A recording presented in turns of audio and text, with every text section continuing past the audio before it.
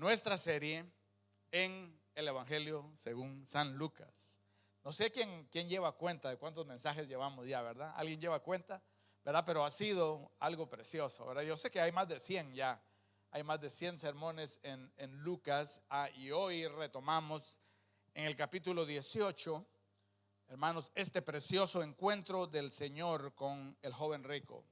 Precioso encuentro del Señor con el joven rico. No dice en Lucas que es un joven, pero los evangelios sinópticos de Mateo y Marcos sí nos indican de que era un hombre joven. Lucas añade un detalle característico de Lucas, de que él era un hombre prominente. Pero vamos al Evangelio según San Lucas, y en el capítulo 18 vamos a leer los versos del 18 al 30. Amén, gloria al nombre del Señor, amén. La palabra del Señor viene y dice de la siguiente manera: cierto hombre prominente le preguntó, diciendo: Maestro bueno, ¿qué haré para heredar la vida eterna? Y Jesús le respondió: ¿por qué me llamas bueno? Nadie es bueno sino solo uno, Dios. Tú sabes los mandamientos: no cometas adulterio, no mates, no hurtes, no des falso testimonio, honra a tu padre y a tu madre. Y él dijo: todo esto he guardado desde mi juventud. Y cuando Jesús oyó esto, le dijo: bueno, te falta todavía una cosa. Vende todo lo que tienes y reparte entre los pobres, y tendrás tesoro en los cielos. Y ven, sígueme. Pero al oír esto se puso muy triste, pues era sumamente rico. Mirándolo, Jesús dijo: qué difícil es que entren en el reino de Dios los que tienen riquezas, porque es más fácil que un camello pase por el ojo de una aguja que un rico entre en el reino de Dios. Los que oyeron esto dijeron: ¿y quién entonces podrá salvarse? Y él respondió: lo imposible para los hombres es posible para Dios. Y Pedro le dijo: he aquí, Señor, nosotros lo hemos dejado todo y te hemos seguido. Y entonces él le dijo: en verdad os digo, no hay nadie que haya dejado casa, mujer, hermanos, padres, hijos, por la causa del reino de Dios, que no reciba muchas veces más en este tiempo y en el siglo venidero la vida eterna. Amén. Señor, nos acercamos delante de ti, Señor, después de haber leído tu palabra. Señor, ella es, Señor, Padre Santo, Señor, una lámpara en medio, Señor, de un lugar oscuro. Ella es, Señor, como una antorcha, Señor, en medio, Señor, de la noche. Te pedimos, Dios mío, que a través de tu Espíritu, tu palabra, Señor, venga y haga en nuestros corazones y en nuestras mentes aquello para la cual tú la has preparado, Señor.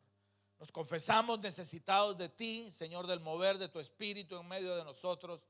Y te pedimos, Señor, en el nombre de Cristo Jesús, de que tu Espíritu continúe, Señor, haciendo, Señor, tu obra en medio de nosotros. Señor, nos confesamos completamente dependientes de la obra de tu Espíritu para que esta palabra haga su obra en los corazones.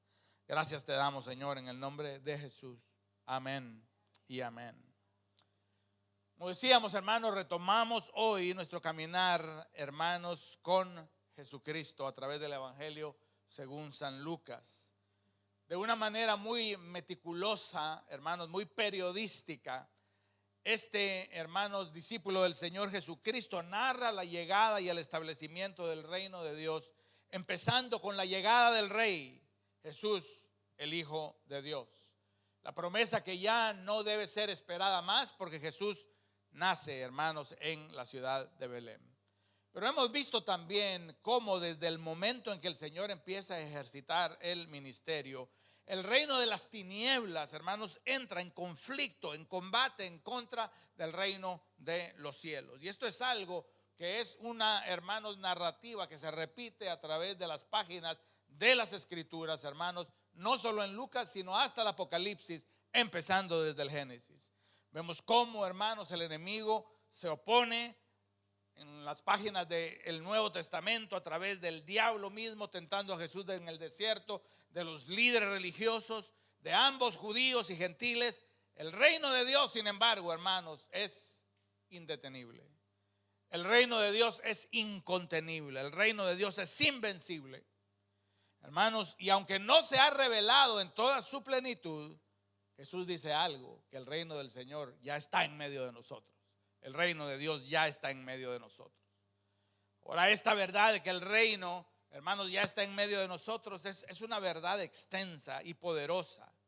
Y una de las cualidades más atractivas del reino de los cielos es la siguiente. A ver si a ti te gusta esta cualidad, este beneficio de pertenecer al reino de los cielos. Uno de los beneficios más preciosos del reino de los cielos es de que los miembros del reino de los cielos vamos a tener vida eterna. Vamos a tener vida eterna. Esa es una de las promesas del reino de los cielos, vivir eternamente. Como Ethel decía, hace unos días pasó a la presencia del Señor nuestra hermana María Elena Álvarez. Después de una lucha, ¿verdad?, de casi 4 años en contra del cáncer. El cáncer no derrotó a María Elena. El cáncer simplemente fue un instrumento que Dios utilizó para entregarla en los brazos de su amado Jesús. La muerte tampoco triunfó. ¿Por qué? Porque el Señor ha prometido algo. El Señor ha prometido que todos aquellos que mueren en Él, aunque mueran, vivirán. Hermanos, estas son las palabras de Jesús. Jesús dijo algo más. Jesús dijo, en cuanto a la resurrección de los muertos, dijo lo siguiente. Lo hablábamos aquí con Jonathan y con Anthony. El Señor viene y dijo lo siguiente, hermanos, citando el Antiguo Testamento, hablando de Dios. Yo soy el Dios de Abraham, el Dios de Isaac y el Dios de Jacob. Y Él no es Dios de muertos, sino de vivos. Así que como tenemos un Dios que vive, Abraham, Isaac, Jacob, María Elena y todos aquellos que han cerrado sus ojos confiando en la promesa de Cristo, hermanos, también viven. No hablamos de, hermanos, vivir como una metáfora. No estamos diciendo de que ella vive en nuestros corazones. No estamos hablando de que vive en nuestros pensamientos o en los recuerdos que nos van a traer su familia. No, hermanos, no estamos hablando de eso. Estamos hablando de que aquel, hermanos, que pone su confianza en Cristo Jesús, para el perdón de sus pecados, vivirá eternamente. ¿Eso es cierto o Dios es mentiroso? Hay un gran atractivo en vivir eternamente, o por lo menos alargar nuestras vidas, hermanos, lo más posible. Yo vivo en un sector de la ciudad de Kendall, hermanos, en donde yo tengo muy de cerca un centro comercial. Y en ese centro comercial en donde yo vivo hay un gimnasio. Hay un gimnasio. Está abierto las 24 horas, los 7 días de, hermanos, la semana. Se llena aquel gimnasio para mantenerse en forma y gozar de buena salud. Muy cerca de aquel gimnasio también hay un lugar que vende suplementos vitamínicos. Se llama GNC. Y a través de esos vitaminas y suplementos, eso tiene el mismo propósito, ¿verdad? Tratar de estar en forma, gozar de una buena salud. También hay varios restaurantes que ofrecen opciones bajas en calorías y gluten free. ¿Qué te parece? Bastante caros, por lo cierto. Hay un Publix con una selección impresionante de productos orgánicos. Hay un Smoothie King en donde puedes comprar licuados de proteína para proteger tu salud y vivir largamente. También hay un par de salones de belleza para poder embellecerse y lucir cada vez más joven. Queremos vivir, queremos ser jóvenes, queremos vidas largas y sanas. Si no tuviéramos que lidiar con el deterioro de nuestros cuerpos o seres queridos que se adelantan, hermanos, la vida eterna es el deseo, hermanos, de todo ser humano. ¿Por qué?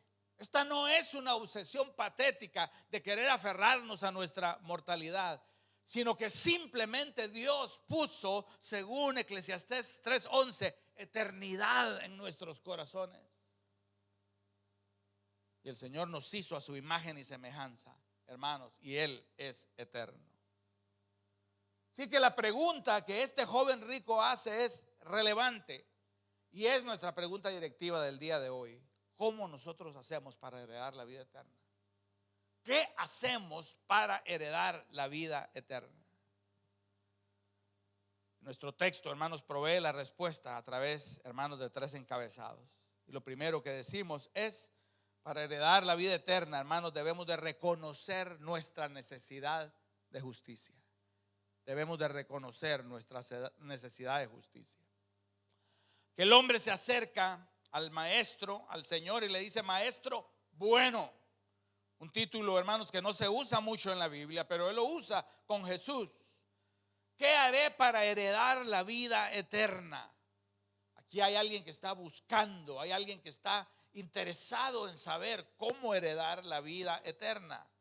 Y Jesús viene y le responde: ¿por qué me llamas bueno? Nadie es bueno sino solo uno, Dios. Veremos después por qué le contesta, hermanos, Jesús a él de esa manera. Pero lo que este hombre reconoce en primer lugar, de que hay una condición para la vida eterna. De que la vida eterna, hermanos, no va a llegar simplemente porque sí, sino que hay una condición y él quiere venir y cumplir esa condición para heredar la vida eterna. Es obviamente hay algo que en su alma y en su mente que lo lleva a acercarse a Jesús y a preguntar estas cosas. ¿Qué debo, Señor, hacer para heredar la vida eterna? El joven rico reconoce de que hay sabiduría en Cristo y ha oído la fama de Jesús como rabino y maestro, hermanos, y quiere hacerle esta pregunta. Él intuye correctamente que hay algo que él tiene que hacer, una medida que necesita ser llenada o cumplida para heredar la vida eterna. El hombre era un hombre religioso. Él dice que desde pequeño él había guardado los mandatos de Dios, o había sido instruido en los caminos de Dios. Era un hombre prominente. Y él sabía de que no todos iban a heredar la vida eterna. Y al acercarse a Jesús hay una conciencia de él, hermanos, de que él necesita saber qué condiciones deben ser cumplidas para que esa herencia sea suya. A él le atrae la rectitud moral, la bondad de Jesús. Y aquel hombre sabe que hay algo que él tiene que hacer. ¿Qué es lo que él tiene que hacer para heredar la vida eterna? ¿Qué es lo que el hombre debe hacer para heredar la vida eterna? Bueno, hay que vivir una vida recta, hay que vivir una vida justa. Primera de Corintios 6:9 dice: ¿o acaso no sabéis que los injustos no heredarán el reino de Dios? Así que el ser humano aspira a la vida eterna y sabe internamente que una vida justa es probablemente el camino a la eternidad. Por eso trata de balancear su vida de tal manera que las cosas buenas que hace, entre comillas, sean más que las cosas malas que hace. Algunos tratan de desarrollar una conciencia social, otros de involucrarse en beneficencias, otros a través de sus iglesias y religiones. Otros dicen simplemente: yo trato de ayudar a la gente o trato de no hacerle mal a nadie. Pero hermanos, cuando tiene que ver con la vida eterna, no es el estándar que nosotros querramos imponer, sino el estándar de aquel que ofrece la vida eterna, que es Dios. Y aquí es donde el Señor viene y dice: el estándar de una vida justa no es lo que tú creas que es justo, es lo que yo crea que es justo. Y entonces el Señor le da el estándar, que es la ley de Dios. Y le dice: tú sabes los mandamientos. No cometas adulterio, no mates, no hurtes, no des falso testimonio, honra a tu padre y a tu madre. Jesús le apunta a aquel hombre a la ley de Dios como el estándar de justicia que debe ser obedecido perfectamente para heredar la vida eterna. Al fin y al cabo, hermanos, la muerte viene a causa del pecado. Y el pecado es quebrantar la ley de Dios. Así que si nosotros no quebrantamos la ley de Dios, entonces la muerte no nos va a esperar, sino la vida eterna. La lógica sigue: si yo no quiero morir, entonces obedece mis leyes. Si quieres vivir eternamente, haz lo que yo te digo que hagas y deja de hacer lo que yo te digo que no hagas. Ahora, ¿qué oportunidad tiene aquel joven rico? ¿Qué oportunidad, hermanos? Porque él está enfrente de la justicia de Dios encarnada. ¿Qué oportunidad tiene él de tirarse a sus pies y de confesar de que él no puede guardar la ley de Dios? ¿Qué oportunidad tiene, hermanos, aquel que es el dador de la gracia, de reconocer, hermanos, de que él es un pecador y pedirle a Dios que tenga misericordia de él? ¿Qué oportunidad tenemos nosotros el día de hoy de decirle, Señor, sí, Señor, yo voy a ganarme la vida eterna a través, Señor, de mi conducta, Señor, entonces estoy perdido? Pero delante de aquella oportunidad, aquel joven rico contesta lo siguiente: todo esto yo lo he guardado desde mi juventud. Señor, no se inmuta el hombre. Todo esto yo lo he guardado desde mi juventud. Yo he sido un obediente seguidor de tu ley desde que yo era niño. Ahora, aquí hay dos opciones: ya sea de que este hombre era un descarado mentiroso, o de que él estaba sinceramente engañado por su propia justicia. Yo creo que lo segundo, hermanos, viene y corresponde más al retrato de este hombre. No era de que fuera un descarado. Él estaba buscando, hermanos, cómo heredar la vida eterna. Y el Señor viene y le dice: bueno, obedece la ley. Y entonces él cree genuinamente, hermanos, de que él, hermanos, ha guardado la ley de Dios. Sinceramente engañado, se convence de que él ha guardado desde su juventud y de que él es, hermanos, digno de heredar la vida eterna. Pero Jesús viene y le dice: bueno, entonces solo te falta una cosa. Vende tus bienes, dáselo a los pobres y ven en pos de mí. Ya que tú amas a Dios sobre todas las cosas, más grande mandamiento. Ya que tú amas a tu prójimo como a ti mismo, el segundo que le sigue, entonces vende lo que tienes, dáselo a los pobres y ven en pos de mí. ¿Qué es lo que hace el Señor? El Señor, hermanos, desenmascara, hermanos, aquel estándar que aquel hombre supuestamente había cumplido, y, hermanos, viene y lo desnuda como un transgresor de la ley. No ama a Dios sobre todas las cosas. No ama, hermanos, a Dios de la manera que él dice amarlo. Tiene dioses ajenos en su corazón, que son sus riquezas. El problema de aquel hombre es de que él se había creado un estándar humano de justicia, el cual lo declara justo según su propia opinión, a pesar de que obviamente él era un transgresor de la ley de Dios. En otras palabras, él se ha creído una mentira acerca de sí mismo. Y la mentira es una mentira que, hermanos, nosotros debemos echar, hermanos, lejos de nosotros. La mentira es: yo soy bueno. Se ha creído esa mentira. Sin embargo, la ley de Dios, hermanos, como un espejo, revela de que él es un transgresor. Escucha lo que dice Santiago 2:10 acerca de la ley. Dice que cualquiera que guarda toda la ley, como este hombre que decía haberla guardado desde su juventud, pero tropieza en un punto, se ha hecho culpable de todos. Se ha hecho culpable de todos. Así que aquel hombre se acerca, hermanos, reconociendo su necesidad de justicia. Pero cuando el Señor le revela de que la justicia que él necesita no la tiene, hermanos, aquel hombre tiene una decisión que tomar. ¿Será de que va a reconocer en Cristo Jesús la necesidad que él tiene de un Salvador? ¿Será de que se va a retirar, aferrándose a su justicia propia? ¿Qué momento enfrenta aquel joven rico? ¿Qué momento enfrentamos quizás algunos en este lugar el día de hoy?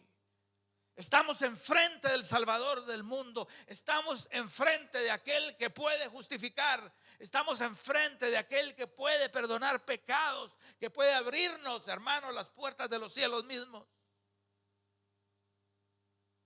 Pero aquel hombre enfrente de Jesús, hermanos, cuando oye, hermanos, de que la justicia que él necesita no es la que él tiene, dice que se entristece y se va y le da las espaldas a Jesús. Y aquí vemos la triste realidad del justo según su propia opinión. Se puso triste porque era sumamente rico. Se puso a hacer contabilidad, matemática, hermanos, en su corazón, y dijo: lo que me está pidiendo este maestro no es justo. Yo soy justo, pero de acuerdo a un estándar distinto. Mirándolo, Jesús dijo: qué difícil es que entren en el reino de Dios los que tienen riquezas. Oh, hermano, la actitud del joven al acercarse a Jesús y luego de darse la vuelta es triste y entristece a Jesús, nos dicen los otros evangelios. Oh, mis amados hermanos, entristecer al Hijo de Dios. Estaba tan cerca de Jesús y sin embargo, hermanos, tan lejos al mismo tiempo. Hoy uno puede acercarse a través de una crianza, hermanos, evangélica, y sin embargo estar lejos de Jesús. Y uno puede acercarse a Jesús, hermanos, a través de venir con cierta regularidad a la iglesia y estar lejos de Jesús. Y uno puede acercarse, hacerle preguntas a Jesús, hermanos, pero cuando Jesús nos confronta con la realidad de que somos transgresores y pecadores, muchos se dan la vuelta y salen, hermanos, a vivir sus vidas llenas de tristeza y de miseria espiritual, cuando están, hermanos, tan cerca, pero a la vez tan lejos de Jesús. ¿Cuál es la triste realidad del justo según su propia opinión? Es de que su justicia lo enceguece para ver no solo su propia condición, sino ver, hermanos, de que Jesús está ofreciéndole un evangelio de gracia. Se rehúsa a enfrentar su condición como transgresor. ¿Cuántas personas no se acercan a Jesús porque no creen que lo necesitan? ¿No es cierto? Pero hay otros que se acercan a Jesús, pero se acercan a Jesús como un maestro sabio, como este hombre que se acerca y le pregunta: maestro bueno, yo tengo una pregunta teológica que hacerte. Pero ojo, mis amados hermanos, de que Jesús es mucho más que un maestro. Jesús es mucho más que un ejemplo moral. Jesús es el Salvador del mundo. Él es la justicia de Dios, hermanos, que se hizo injusticia para que nosotros viniéramos a hacer justicia de Dios en Él. Así que qué pesar venir domingo tras domingo cumpliendo deberes religiosos y luego siguiendo vivir una vida esclava del pecado y triste, vacía de los consuelos del evangelio. ¿Por qué? Por no aceptar, hermanos, de que nuestra justicia no es suficiente. Ahora, al oír esto, hermanos, los discípulos están con la boca abierta. Los discípulos están contemplando esto, porque este es un hombre prominente, este es un hombre rico, este es un hombre joven, este es un hombre, hermanos, de buena estirpe, buen apellido, buena educación, moralmente recto, que le acaba de dar las espaldas a Jesús. Y entonces, hermanos, con la boca abierta, alguno de ellos viene y dice: ¿y entonces quién va a ser salvo aquí? ¿Quién podrá salvarse? Y Jesús está manejando toda la conversación para llegar a esta respuesta. Y la respuesta es la siguiente: lo que es imposible para los hombres es posible para Dios. Lo que es imposible para nosotros, a través de nosotros cumplir la ley de Dios. Lo que es imposible para nosotros a través de nuestras buenas obras, nuestras buenas intenciones, nuestra buena educación, nuestra buena estirpe social, lo que es imposible para nosotros, Dios lo puede hacer. ¿Quién podrá salvarse?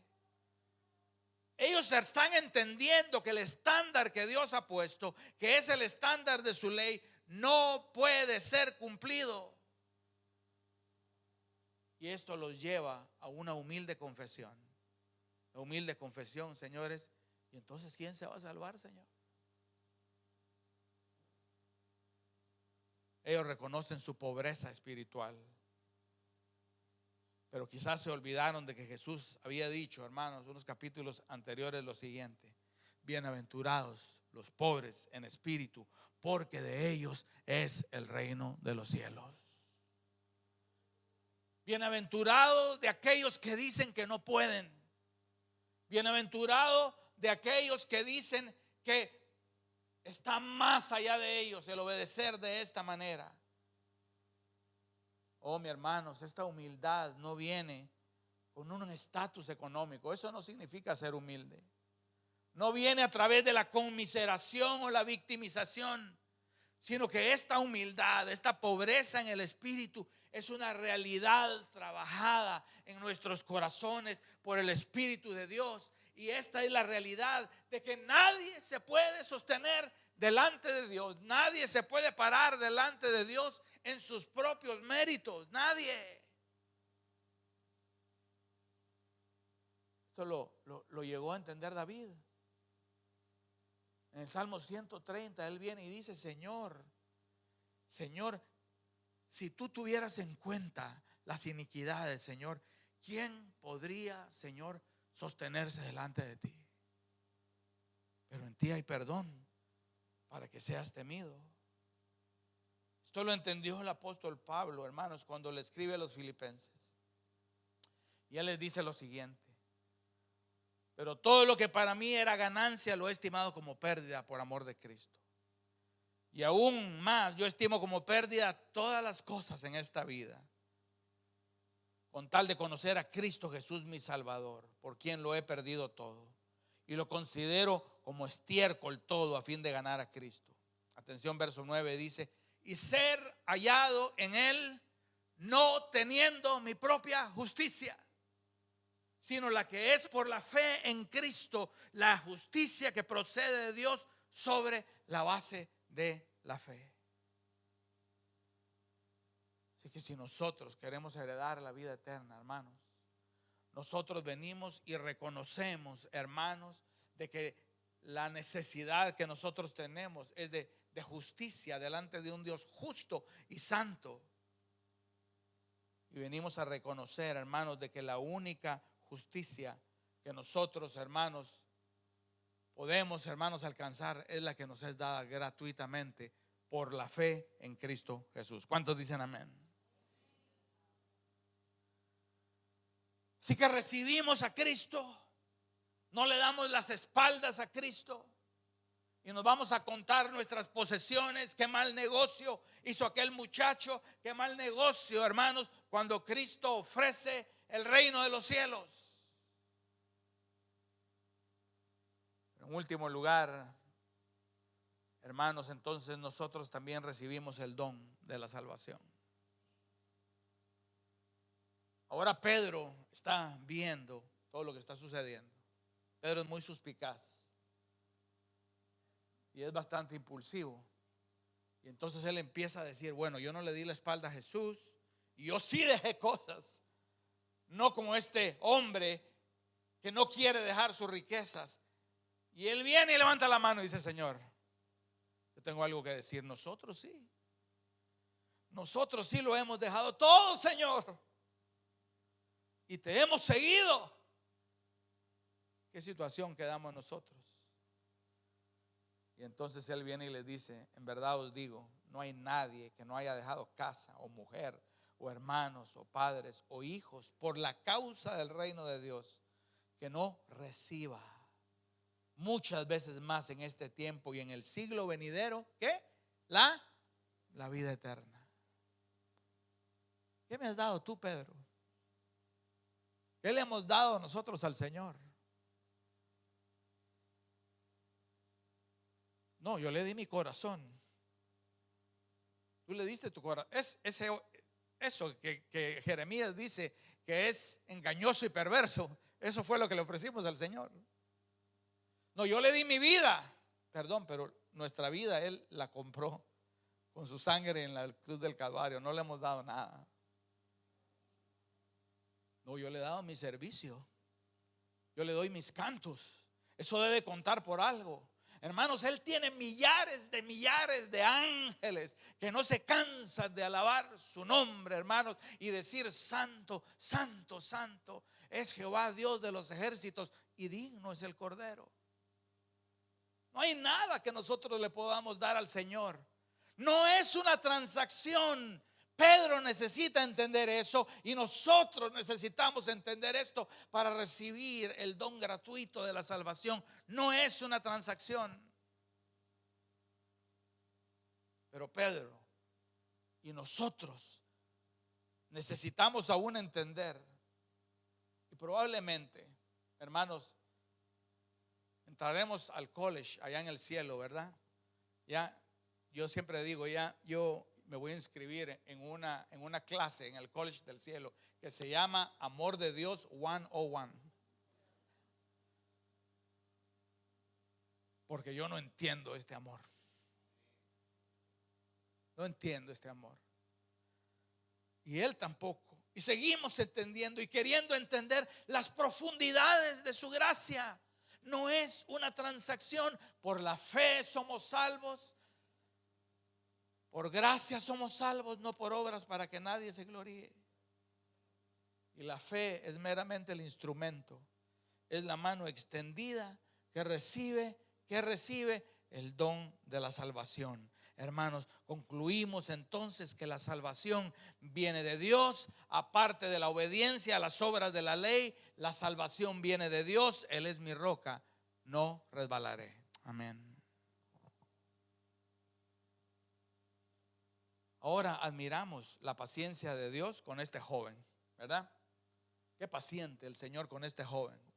Cuando este joven viene y le dice: yo he obedecido esto desde el principio, el Señor no se pone a debatir con él. Él conocía el corazón de aquel muchacho, pero sigue hablando con él con paciencia. Se entristece cuando lo ve marchar. Y cuando Pedro empieza a negociar su salvación, hermanos, el Señor muestra su divina paciencia. Yo digo, esa misma paciencia la necesitamos nosotros. Señor, sigue, Señor, teniendo paciencia con nosotros. Porque aún nosotros no entendemos, Señor, lo que es gracia y lo que es fe y lo que es el regalo de tu salvación y lo mucho, Señor, que costó. Pablo le recuerda a los corintios lo siguiente, les dice lo siguiente: ahora os dejo saber, hermanos, el evangelio que os prediqué, el cual también, ¿qué? Recibisteis. Este es el evangelio. Cristo murió por nuestros pecados, conforme a las escrituras, fue sepultado y resucitó al tercer día, conforme a las escrituras. Ese es el evangelio que nosotros hemos recibido. Y la vida eterna, hermanos, y la vida eterna es heredada, porque la paga de nuestros pecados, que es la muerte, la pagó alguien más. No heredamos la vida eterna simplemente porque Dios es bueno. Sí, es que Él es bueno. No, no es porque es bueno, porque Él es justo también. Y la paga del pecado, hermanos, la pagó alguien más. Y ese alguien no fuiste tú, no fui yo, sino Cristo Jesús. ¿Cuántos dicen amén? La ira que nuestra transgresión a su santa ley causó, esa ira fue derramada, pero no fue derramada sobre nosotros, o no estaríamos contando el cuento. Esa ira fue derramada sobre alguien más. El libro de Isaías dice que el castigo de nuestra paz fue ¿sobre quién? Sobre Él, sobre nuestro Cristo, y por su llaga fuimos nosotros curados. La ira de nuestra transgresión en la ley santa fue derramada sobre alguien más. ¿Quién? Jesús. Y la justicia de la cual ahora estamos revestidos, la justicia de la cual ahora estamos revestidos, no es nuestra propia justicia. No podríamos, seríamos consumidos. La justicia de la cual estamos revestidos también es la justicia no de nuestra obediencia, sino de la obediencia de Cristo Jesús. Martín Lutero dice que cuando él entendió esto, porque él era alguien que se azotaba, que ayunaba, que se castigaba su carne, que se arrepentía, que confesaba, que luego se regresaba al cuarto a pensar qué pecado se me olvidó confesar, porque si no, no voy a heredar la vida eterna.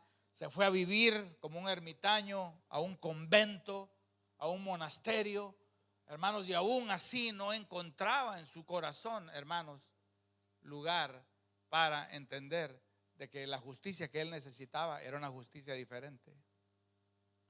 Pero cuando lo entendió, y lo entendió acá, un día leyendo el libro de Romanos, dice: pero ahora, aparte de la ley, bendito Romanos 3:21, pero ahora, aparte de la ley, se ha manifestado la justicia de Dios, aquella justicia prometida por la ley y los profetas, la justicia de Dios por medio de la fe en Jesucristo para todos los que creen en Él.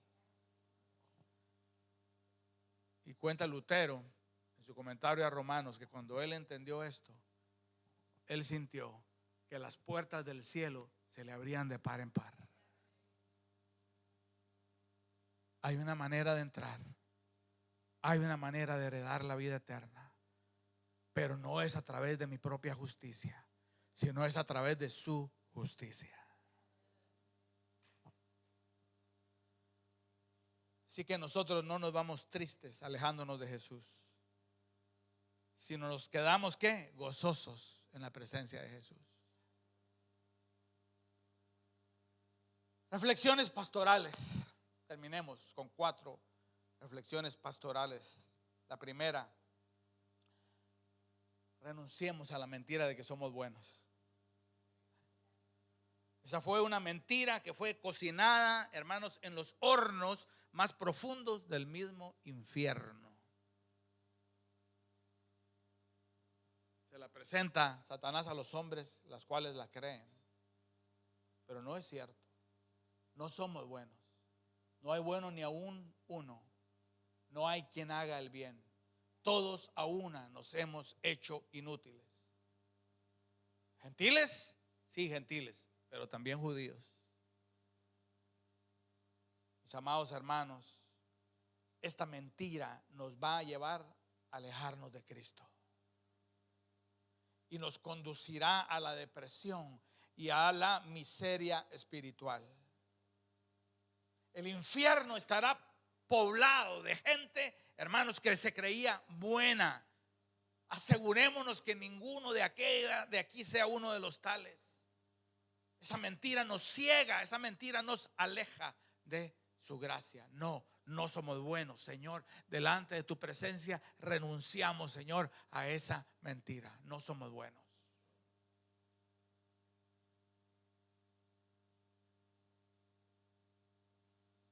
En la vida de uno de pastor, cuando van pasando los años, hay muchos momentos difíciles por los que uno atraviesa. Hay momentos alegres y hay momentos que simplemente le rompen el corazón a uno. Déjame compartirte uno. Una hermana o una profesante de la fe en Jesús,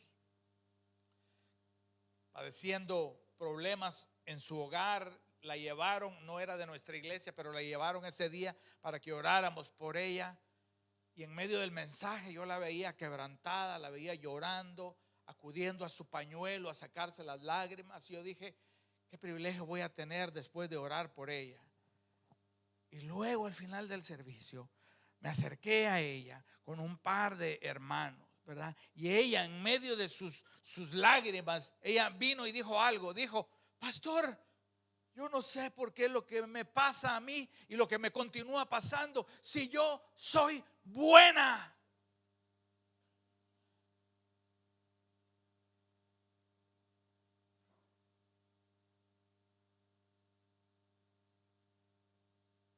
Renunciemos a esa mentira, porque el Señor no vino a buscar a los buenos. Él vino a buscar a los enfermos del alma para sanarlos. ¿Cuántos de ellos están aquí en este lugar? Gloria a Dios. Démosle un aplauso al Señor.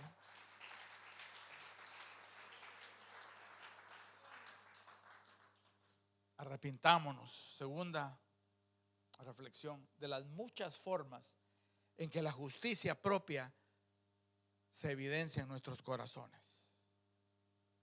Si nosotros hacemos un cuestionario, ¿cuántos aquí se creen justos en su propia opinión? No van a haber manos levantadas.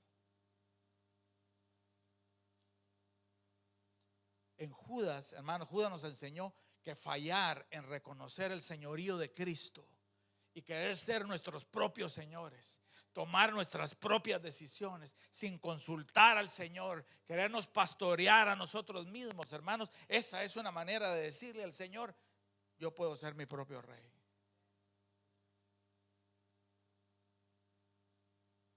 Arrepintámonos de esto. Arrepintámonos de la dificultad con la cual confesamos nuestros pecados. Preferimos que nos saquen una muela a venir y decir: soy un pecador, necesitado de tu gracia, Señor. Oh, mis amados hermanos, si confesáramos nuestros pecados, si viniéramos delante del Señor como vino el ciego que vamos a predicar en unos próximos domingos, y que atravesando el camino a Jericó, hermanos, el Señor iba pasando por ahí, y como era ciego no sabía ni, y el Señor estaba por el norte, por el sur, por el este, se iba entrando, saliendo, pero sabía de que Cristo Jesús iba por ahí, y se le sale un grito al ciego, y lo que el ciego grita es: Jesús, hijo de David, ten misericordia de mí. Podemos gritar como el ciego el día de hoy y reconocer de que necesitamos el perdón y la gracia de Dios. Porque nuestra falta de confesión, hermanos, evidencia vestigios de justicia propia en nuestras vidas. Nuestra falta de diligencia en utilizar los medios de gracia. Si necesitamos la gracia de Dios, ¿por qué no usamos los medios que Él nos usa para recibir esa gracia? No de una manera legalista, no de una manera de yo tengo que hacerlo, o me tienen el ojo puesto de que no, hermanos, es porque gracia es conferida a nosotros cuando nosotros oramos, cuando nosotros venimos y clamamos, cuando ayunamos, cuando oímos la palabra de Dios con fe. Pero cuando esos medios, hermanos, son descuidados, no estamos mandándole un mensaje al Señor diciéndole: no necesito de tu gracia como lo necesita la hermana o la hermana, que ellos sí están bien necesitados. A mí con una vez o dos me es suficiente. Eso, hermanos, debe llevarnos al arrepentimiento. Señor, yo necesito de tu gracia todos los días. Arrepintámonos de retener ídolos en nuestro corazón. De este joven era el dinero, y le estaba, hermanos, impidiendo atesorar a Cristo Jesús. Digámosle al Señor: Señor, enciende las lámparas del sótano de mi corazón, Señor, y expone cualquier ídolo que yo tenga ahí. Señor, será una relación, Señor, será, Señor, mi dinero, será mi carrera, será mi apellido, será mi prestigio, mi fama, Señor, lo que sea, Señor, que se haya colado, Señor, en el sótano de mi corazón y me esté impidiendo atesorar a Cristo, Señor, por tu gracia, expónelo, Señor. Sácalo de allí, Señor, porque yo quiero atesorarte, Señor. Y le vamos a pedir al Señor que a través de su Espíritu, hermanos, Él venga y exponga esos ídolos. Penúltima reflexión: al nosotros ser, hermanos, llamados a renunciar y arrepentirnos, no hagamos lo que hizo este joven, que es darle la espalda a Cristo y decir: no, si no me gusta, así la cosa está muy dura. Es lo que tenemos que hacer. Tenemos que correr hacia Cristo. Tenemos que recurrir a Cristo para ser perdonados. Señor, perdóname. Confieso mi orgullo, confieso mi necedad, confieso, Señor, mi falta de sensibilidad a tu palabra. Señor, confieso, Señor, lo que yo tenga que confesar. Pero es a ti que te los confieso, Señor. No corramos alejándonos de Él, sino corramos penitentemente hacia Él, como el hijo pródigo. hacia el Padre. Aquí estoy, Señor, todo despedazado, avergonzado, Señor, pero estoy aquí delante de ti, Señor, para obtener la gracia y el socorro que mi alma necesita. ¿En dónde lo vamos a encontrar? Solo en Jesús. Amén.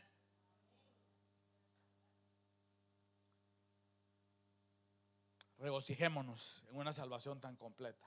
Regocijémonos. Una salvación tan inmerecida.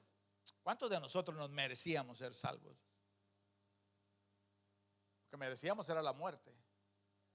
Que el Señor nos borrara de la memoria del cosmos, hermanos, y de la existencia, no. Pero Él nos dio vida juntamente con Cristo. Regocijémonos por una salvación tan completa, tan inmerecida, tan costosa para Jesús y tan gloriosa para nosotros.